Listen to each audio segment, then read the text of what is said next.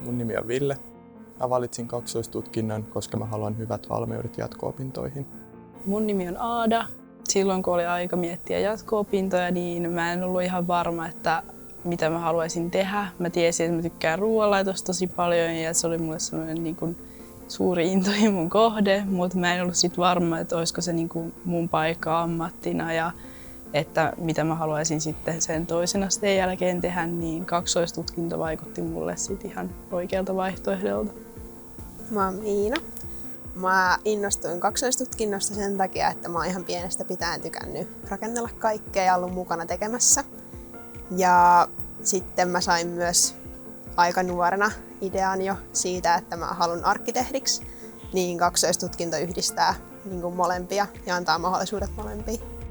Meillä on kaksoistutkinnossa 2 eri ryhmää. Meillä on amiksen puolella sitten oma ryhmä ja lukion puolella oma ryhmä.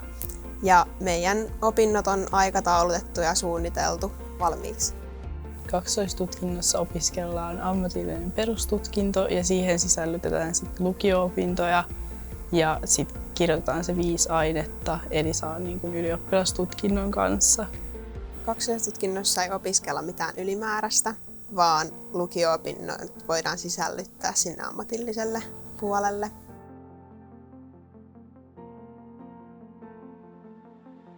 Kaksoistutkinnossa on tärkeää, että on niin kuin, käytännön ja teorian opiskelutaitoja ja mielenkiintoa myös molempiin kohtiin, että on kiinnostusta sitä lukiota kohtaan ja sitä omaa ammattialaa kohtaan.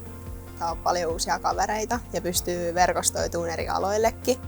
Kaksoistutkinnossa on tärkeää, että haluaa molemmilta puolilta jotain. Siellä pärjää, kun on oma motivaatio. Ja se on tosi tärkeää, että osaa niin kuin itse suunnitella ja oppii ainakin siihen, että tulee kaikki asiat tehtyä. Se on mun mielestä tärkeää.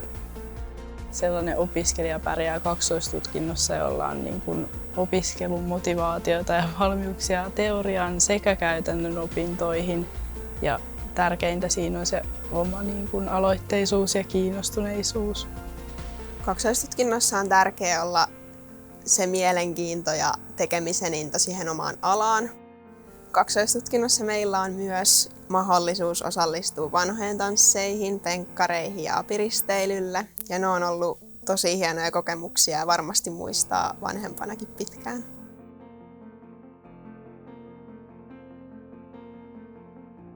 Kaksoistutkinto on ihan parasta sen takia, että se on antanut mulle niin paljon. Ja etenkin just mahdollisuudet. Ei pelkästään sinne ammatilliseen tai pelkästään just lukiosta valmistumiseen, vaan ihan niin kuin tosi hyvät työllistymismahdollisuudet. Parasta on ne mahdollisuudet, mitä se antaa ja sen monipuolisuus. Parasta mun mielestä se, että oppii tuntemaan itsensä ja oppii tietämään, että mitkä on ne omat vahvuudet.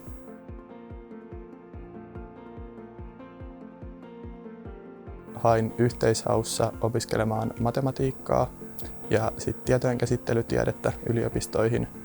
Ja sitten jos en pääse, niin sitten mulla on ainakin mahdollista päästä työelämään. Mulla on tarkoitus lähteä opiskelemaan yliopistoon arkkitehtuuria ja se on seuraava määränpää. Mutta mulla on myös vaihtoehtona mennä lukemaan dippainsiksi just niin kuin rakennuspuolelle tai sitten rakennusarkkitehdiksi ammattikorkeakoulupuolelle. Mä jään nyt työelämään ja mietin, että mihin mä haluaisin sit päästä jatko-opintoihin. Tuo paljon mahdollisuuksia elämään. Rokereita ja reilu.